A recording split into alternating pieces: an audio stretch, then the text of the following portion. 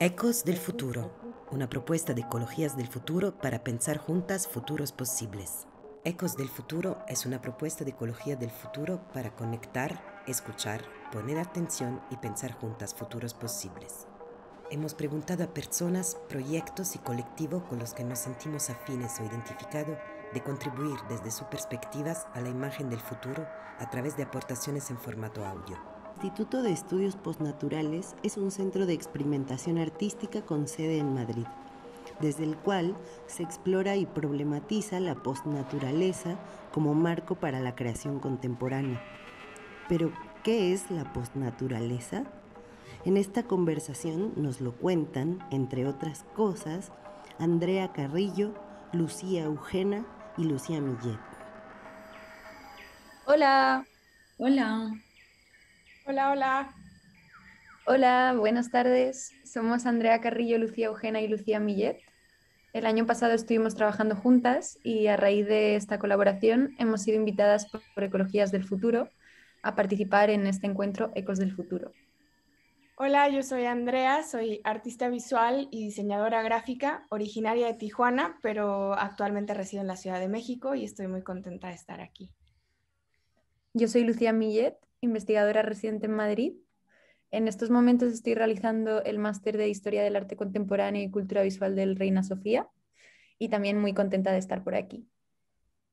y yo soy Lucía Eugena y soy investigadora residente en Viena, donde estoy estudiando el máster de Estudios Críticos en la Academia de Bellas Artes. Y muchas gracias por invitarnos. Tanto Lucía como yo formamos parte del Instituto de Estudios Postnaturales, un centro de experimentación artística basado en Madrid que se propone explorar y problematizar la posnaturaleza como marco para la creación contemporánea. Fue fundada en 2020 y se plantea como una plataforma de pensamiento crítico, un lugar en red que ponga en común artistas e investigadoras preocupadas por las cuestiones de la crisis ecológica global, mediante formatos experimentales de intercambio y producción de conocimiento abierto. A través del término posnaturaleza, proponemos desde el Instituto una revisión de la idea tradicional de naturaleza y de nuestra forma de relacionarnos con esta. La posnaturaleza, entendida como sujeto político en lugar en conflicto, pone de manifiesto que la idea de una naturaleza romantizada como escenario de fondo o marco neutral donde se desarrolla la actividad humana ya no es válida. El entorno natural no se puede leer ya como un recurso que debe ser administrado o que se imponen las circunstancias a las que debemos adaptarnos, sino como una de las principales construcciones culturales de la modernidad. Bueno, dentro del marco del Instituto de Estudios Postnaturales, Lucía y yo estamos desarrollando Composting Fields. Es un proyecto que propone un formato experimental de intercambio y producción de conocimiento, cuyo objetivo es visibilizar y poner en relación la investigación de jóvenes pensadoras y artistas. A partir de una serie de encuentros, que por ahora están siendo virtuales, se genera un diálogo alrededor de una investigación concreta. Este proceso se materializa en un vídeo performativo que ilustra el devenir de la conversación. Además, abre el acceso a un archivo bibliográfico que contiene todos los materiales trabajados y consultados durante el desarrollo del proyecto. Y de este modo configura una plataforma de acceso libre y alternativo a un campo de conocimiento concreto. Este proyecto surge a partir de cuando inauguramos el instituto, que fue en 2020, y a causa de la pandemia fue una inauguración online. Tuvimos la suerte a raíz de esto que Andrea accediese desde México y tomase la iniciativa de contactar con nosotras, mandándonos su tesis de maestría. Es un trabajo cuyo contenido trata las cuestiones que interesan al instituto.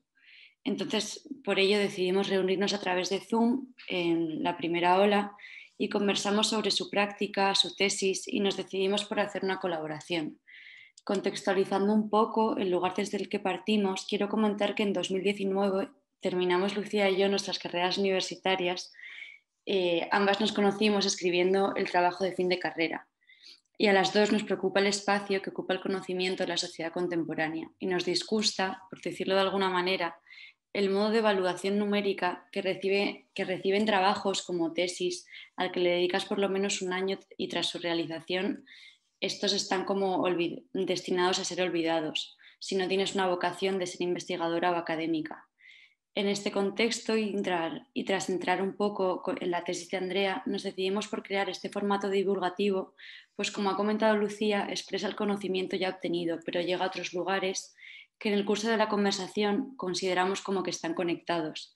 Creemos que muestra el proceso de reflexión e intercambio que se da en la conversación.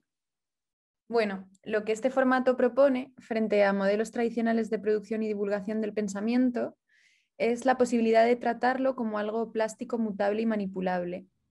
A través de un ejercicio de trabajo colectivo, los materiales que compartimos se van transformando progresivamente.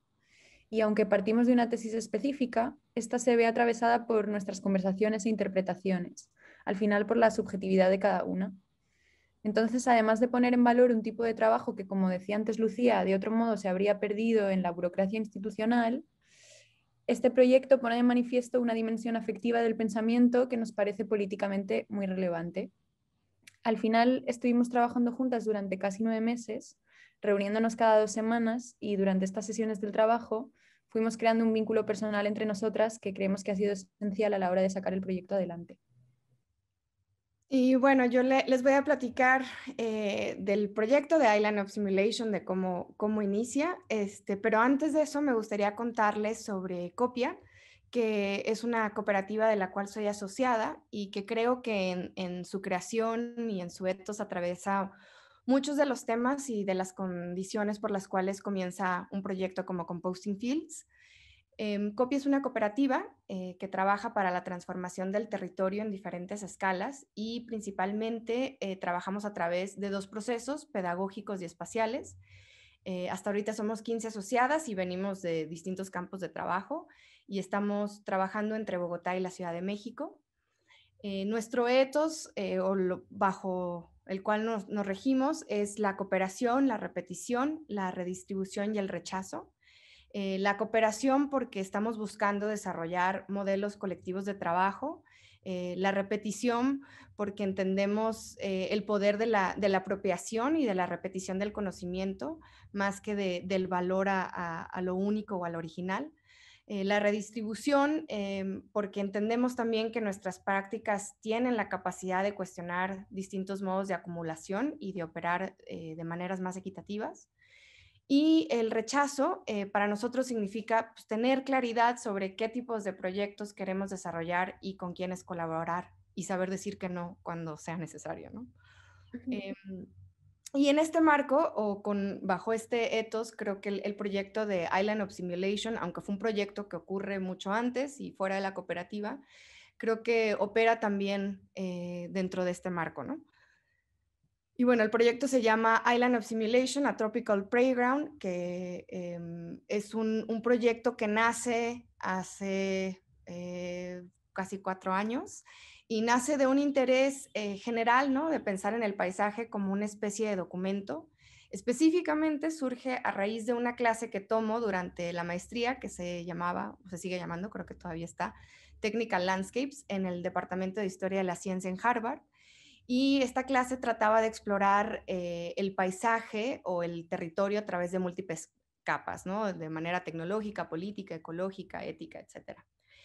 Como proyecto final de esta clase yo escojo, no sé cómo llego al Climatron, pero afortunadamente llego, y escojo el Climatron como caso de estudio, hago una investigación histórica, voy a filmar el espacio 6 días, hacer una serie de entrevistas y trabajo de campo, y a partir de eso nace mi proyecto de tesis. El proyecto Island of Simulation, a Tropical Playground, tiene muchos formatos, pero específicamente el que desarrollamos dentro de Composting Fields es una lectura performativa que explora las implicaciones éticas, estéticas y tecnológicas que están vinculadas a la simulación de ecosistemas tropicales.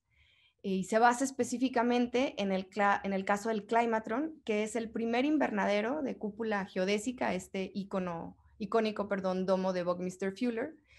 Fue construido en 1960 en San Luis, Missouri, y forma parte justamente del Jardín Botánico de San Luis, Missouri, que es una de las instituciones más importantes en términos de conservación y producción de conocimiento en cuanto a los trópicos, ¿no? El Climatron en sus inicios intentó simular 4 ecosistemas tropicales, tanto para propósito de investigación como de espectáculo, pero realmente nunca logró tener el rigor que se proponía. Y a través de su historia, hasta ahora, ha tenido momentos como claves de ruptura o fallas en este proyecto utópico que nos dejan ver las complejas tensiones que hay alrededor de la producción del paisaje, por decir cómo este espacio está marcado por lógicas coloniales, cómo carga toda una genealogía de lo exótico, revela la relación entre poder y espectáculo y cómo el conocimiento occidental ha sido legitimado a través de la ciencia, la tecnología y la estética. Y el proyecto está articulado por una serie de monólogos de 3 personajes, que son la cúpula, que representa la ingeniería o el progreso humano, una planta, que es una cícada y representa el deseo de explotar y conquistar a la naturaleza, y la piedra artificial, que es un personaje híbrido que de alguna manera representa lo posnatural. Y estos personajes son capaces de tejer narrativas que tienen que ver a las obsesiones etnocéntricas de reproducir exóticos minimundos en espacios cerrados y se plantean preguntas más amplias en torno a nuestra compleja relación de la naturaleza como un otro, ¿no? A través del deseo, estos personajes intentan seducir al público poniendo en tensión el sentido de cada objeto y el absurdo que hay detrás de él. Bueno, sí, yo creo que hay mucho absurdo y también de alguna manera un tono casi irónico, ¿no? Que al final acaba siendo muy político. Siempre me acuerdo cuando estábamos trabajando, cuando estábamos grabando las voces, se me quedó grabado ese momento en el que en el texto se decía como aquí en realidad nunca se llegó a desarrollar ninguna investigación, ¿no? Como todo para lo que esto se había formado y se había construido en realidad era una fantasía, era como una proyección. Sí, creo que es justo, tal vez por eso se estructura de esa manera, porque el absurdo sucede en los 3 momentos en los que falla la historia del Climatron, ¿no? Al principio, que se había pensado como un lugar de investigación y no sucede. Luego, cuando se cae el domo por el plexiglas, o sea, no se cae, pero bueno, se tiene que remodelar y entonces mueren plantas e incorporan piedras artificiales. Y entonces en estos como momentos de ruptura o momentos de fallo, realmente es cuando se puede ver todo el absurdo que hay detrás, que es, pues sí, sumamente político también, ¿no? ¿Crees que su acercamiento al conocimiento y la forma en la que tenían de proceder, como creando estas utopías, tienen como ahora un lugar como para reflexionar desde otro lado? O sea, la pregunta sobre el conocimiento ahora mismo se plantearía de forma distinta. Sí, yo creo que sí, o sea, también pues es otro momento, ¿no? Es en el auge modernista, en donde, por decir, muchas de estas prácticas descoloniales no tomaban lugar, ¿no? En la cabeza de nadie. Bueno, no de nadie, pero precisamente, ¿no? Las personas que estaban detrás de este proyecto. Y toda esta, y que, bueno, a lo mejor incluso ahora tampoco son tan cuidadosos, ¿no? En pensar en cómo se pensó toda esta exotización de estos otros mundos colonizados, toda la extracción de plantas, todo el conocimiento que se genera a partir de esa extracción, a partir de el hombre blanco, ¿no? No necesariamente de las geografías y las personas que cuidan justamente esa naturaleza. Entonces creo que, pues, habla como de un proyecto modernista, habla de una época, y creo que si se hiciera ese proyecto ahora, definitivamente sería muy distinto, pero de todas formas creo que estaría marcado por como muchas lógicas coloniales, ¿no? Porque eso al final creo que es la cotidianidad o es lo que de alguna manera es el status quo, ¿no?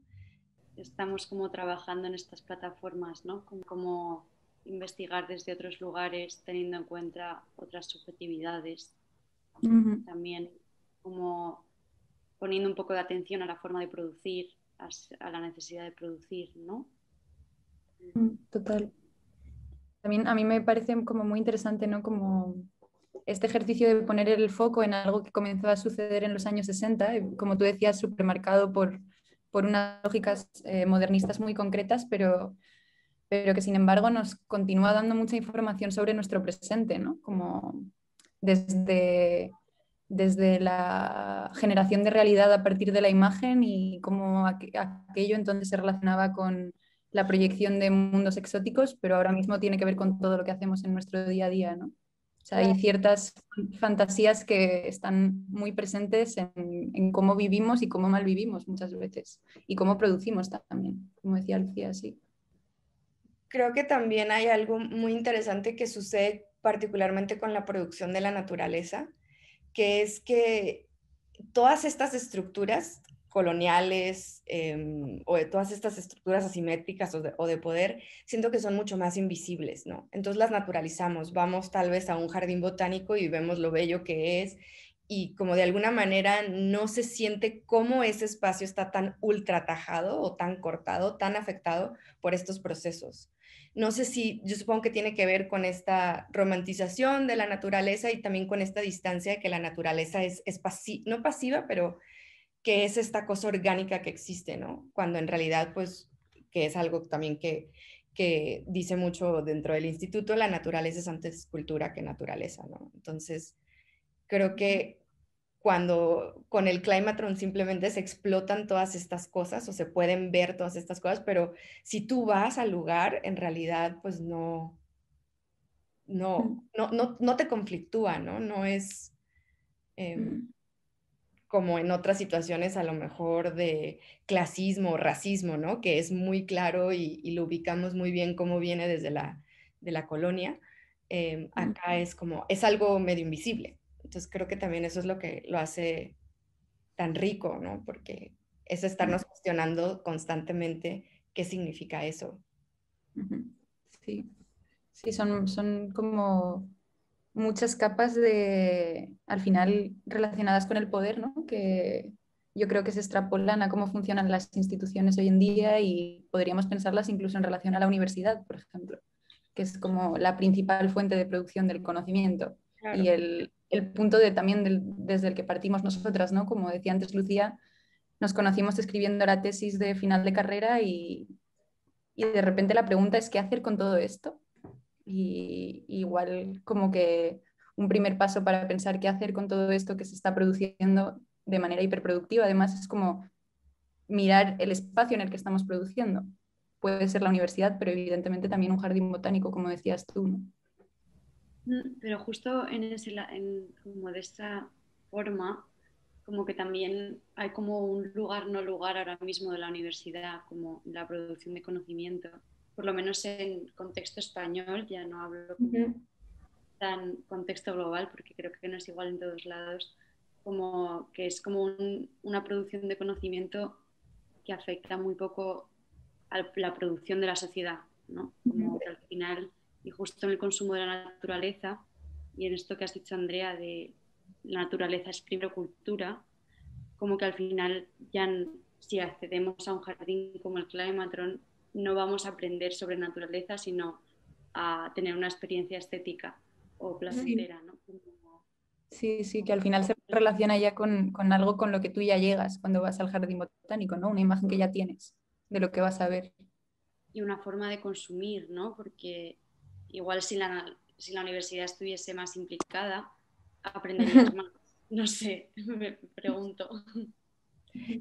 Sí, también creo que desde la universidad también es esta forma de aprender como jerárquica, ¿no? En donde alguien te enseña de qué va esto, ¿no?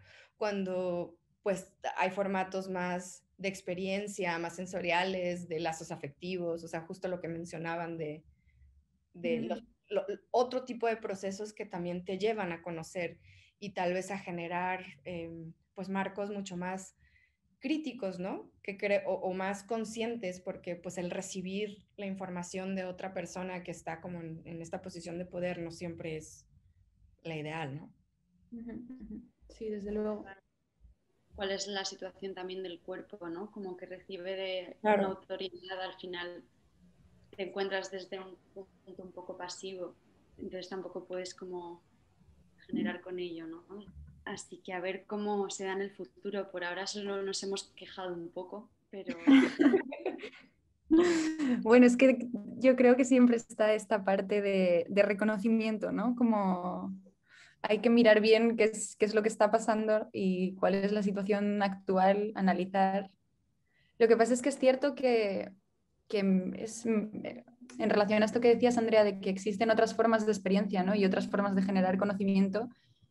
Personalmente pienso últimamente que es muy interesante que esas formas de generar conocimiento más sensible o más emocional en realidad ya se están dando, ¿no? O sea, como de alguna manera estas lógicas tan autoritarias, tan coloniales, tan racistas, que marcan absolutamente la producción del conocimiento, como que conviven de alguna manera con otro tipo de vínculos que ya están existiendo. El problema es que esos vínculos no son los vínculos que, digamos, no sé cómo decirlo, catapultan el conocimiento o lo dirigen, ¿no? Como...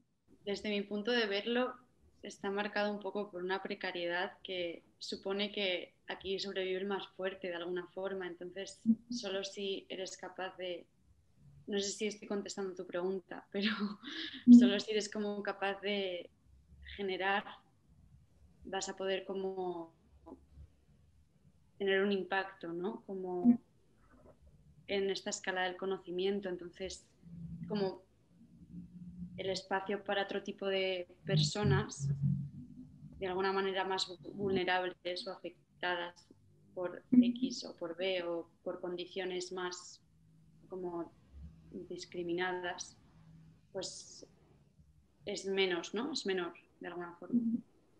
Sí, como que también estamos muy educadas en sentir que vernos afectadas emocionalmente mientras estamos produciendo o trabajando es una patología, ¿no? Como es algo como que hay que apartar para poder ser muy productivas y continuar haciendo lo que hemos venido a hacer, ¿no? Como yo creo que también eso es importante, como empezar a pensarlo de algún modo. Sí, también creo que tiene mucho que ver Claro, y al con final, la velocidad, ¿no? O sea, justo de lo que se hablaba al principio de darse ese tiempo con procesos mucho más lentos, en los que a lo mejor no hay una claridad de, de un producto final, sino es más de este desarrollo de relaciones afectivas, de platicar, de conversar. Creo que eso, como en instituciones más tradicionales, cuesta, ¿no? Porque hay un tiempo rápido en lo que se tiene que producir y pues es difícil. Y creo que aunado a lo que estabas diciendo, también como por el otro lado de que no hay cabida para el procesar todas estas emociones que afectan el trabajo, tampoco se toman esas emociones como detonadores de conocimiento. O sea, por decir, yo recuerdo mucho y lo acabo de escuchar, de hecho, en un podcast sobre que estaba hablando mi mamá, de cómo ella es socióloga y hablaba de la intuición y cómo la intuición no es algo que pinta, ¿no? Dentro de como las reglas académicas y científicas. La intuición es algo que no se puede medir o controlar, pero a la vez pues, la intuición es algo muy, muy poderoso y también dentro del proceso artístico, ¿no? Entonces, ¿cómo hay estos sentimientos o estas condiciones que creo que no se toman en cuenta, que creo son igual de importantes, ¿no? Que la ciencia más dura, ¿no? Totalmente, sí, totalmente la intuición. Es que la intuición es como que ni siquiera, no hay tiempo para escucharla. Yo no tengo tiempo para escucharla, es como que no... yo creo que sí que tienes tiempo porque me parece como muy difícil no, o sea, al final la forma en la que lees y la forma en la que escribes estoy segura de que está marcada por tu intención a la hora de leer. Sí, eso es cierto. Entonces, eso me parece intuición del todo. Entonces, al final sí que está ahí. Lo que pasa es que creo que esto que dice Andrea de que no se le da espacio a la intuición tiene que ver con que te es muy difícil a ti confiar en tu propia intuición porque Total, sí. no estás como sí, llamada como a creer en ello, ¿no? De alguna forma. Ujú, ujú, ujú. Total. Mira, nunca lo había pensado en relación tan directa como con la escritura, por ejemplo, ¿no? Como... Pero ahí también se mezclan muchas cosas, ¿no? Como cómo tengo que escribir, cómo siento que estoy escribiendo, no sé, como eso ya es como otro mundo también. Sí, el Climatron fue o sea, hubo mucha investigación, pero fue un montón de intuición de a dónde me puede llevar esto. Y yo siento que los monólogos en gran parte fue como el leap of faith, ¿no? Este salto que era más de una intuición de decir, no, siento que esta es la única manera en la que se pueden decir todas las cosas que quiero decir y juntar todas las referencias, digamos, para darle voz a estos objetos, ¿no? Pero a lo que voy, la intuición o sea, sí, obviamente está súper presente, pero no es algo que yo puedo argumentar a la hora de llevar mi tesis, ¿no? Es que mi intuición me dice que hice esto, ¿no? Al Claro, final tengo claro. que buscar el argumento de, no, bueno, tiene sentido por tal y tal y tal, pero no se toma como válida la intuición como tal, pues ese es también como el problema, porque la intuición pues va a existir. Claro, claro, pero no es un mecanismo de legitimación aún, todavía. Exacto. No, porque los únicos mecanismos de legitimación son los mecanismos que tienen como un argumento racional muy grande, Claro. sustentado con unas razones de peso muy grandes. Entonces, si simplemente lo razonas con tu intuición es que no es suficiente. ¿Creéis que en el aula del futuro le preguntaríais como a futuros alumnos o futuros, yo qué sé, personas que estén compartiendo un seminario con vosotros, como de qué manera está procesando esta información que está recibiendo como de manera más, sí, más íntima, más corporal o como, no sé? Desde luego sería increíble que esa atención a cómo estás recibiendo las cosas, que creo que es un poco de lo que hablabas, ¿no, Lucía? Cómo las estás recibiendo, procesando o cómo te están afectando, tuvieran cabida en el propio tema de estudio, ¿no? Como que se metieran ahí. Claro, como un poco para llamar a la acción, ¿no? Como de alguna Mm. forma, como para que el aula no sea un lugar únicamente de contenido más histórico, científico, teórico, Claro, externo, sí. de alguna manera. Bueno, parece que se nos acaba el tiempo. Nos hemos ido un poco por nuestros terrenos, pero nos tenemos que despedir, aunque yo por lo menos lo he disfrutado mucho y me alegro de haber estado aquí hablando con vosotras. Muchas gracias a Ecologías del Futuro y nada, esperamos que lo disfrutéis.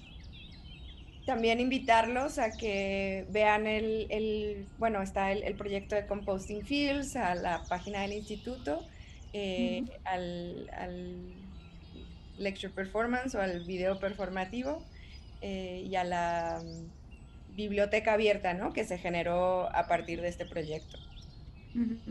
Bueno, y también comentar que estamos súper abiertas a otras propuestas, o sea que si alguna nos habéis escuchado y os ha apetecido formar parte de Composting Fields o desarrollar algo de alguna manera con nosotras, pues escribid al instituto y empezamos a charlar.